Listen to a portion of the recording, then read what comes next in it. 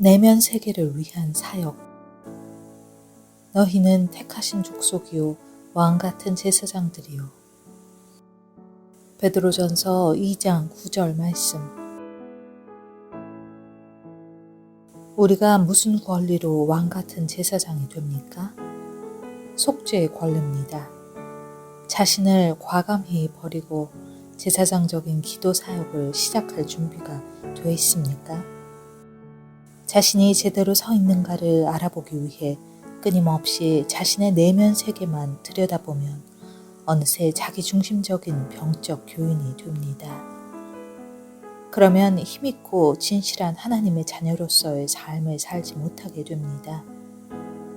이러한 경우는 하나님과 올바른 관계를 가지지도 못한 채 간신히 스스로의 힘에 매달려서 나는 멋진 승리를 이루었다고 말하는 것과 같습니다. 이런 모습에는 구속의 기적이 나타난 흔적이 전혀 없습니다. 구속은 완성되었음을 분명히 믿고 전진하십시오.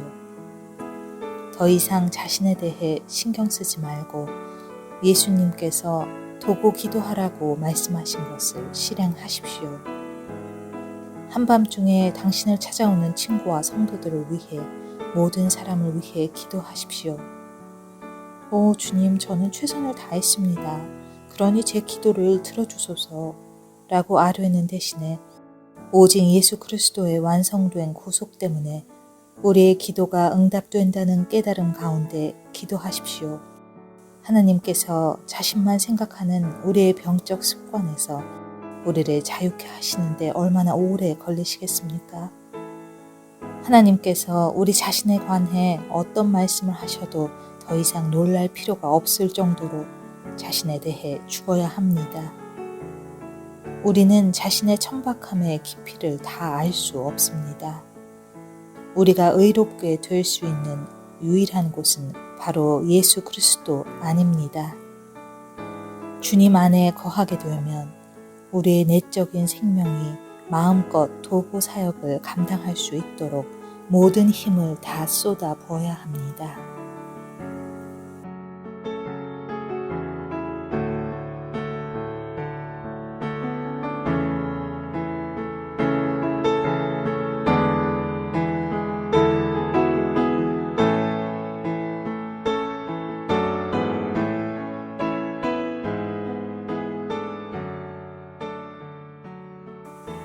하나님의 판단 기준. 너희가 비판하는 그 비판으로 너희가 비판을 받을 것이요 너희가 헤아리는 그 헤아림으로 너희가 헤아림을 받을 것이니라. 마태복음 7장 2절 말씀. 이 말씀은 우연한 짐작이 아니라 하나님의 영원한 법칙입니다. 당신이 어떠한 판단을 하든지 그 판단은 당신에게 다시 돌아올 것입니다. 보복과 보상에는 차이가 있습니다. 예수님께서는 삶의 원칙은 보상이라고 말씀하십니다. 너희가 헤아리는 그 헤아림으로 너희가 헤아림을 받을 것이니라. 만일 당신이 다른 사람의 결점을 찾는데 강교해 왔다면 당신도 그대로 흠잡힐 것임을 기억하십시오. 인생은 당신이 지불한 대로 되돌아옵니다.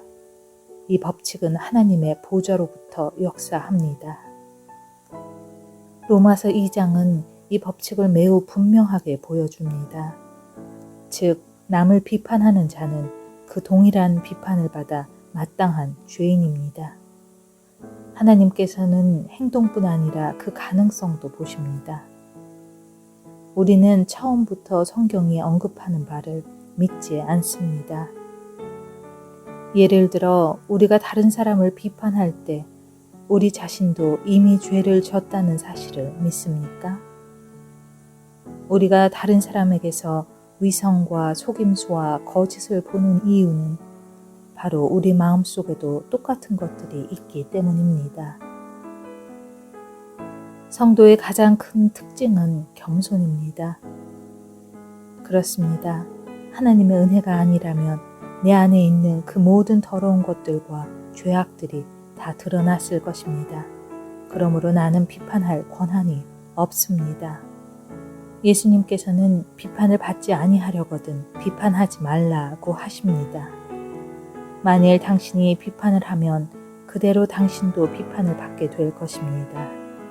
우리 중에 누가 감히 하나님 앞에 서서 하나님, 제가 동료들을 판단한 대로 저를 판단하십시오 라고 말할 수 있겠습니까?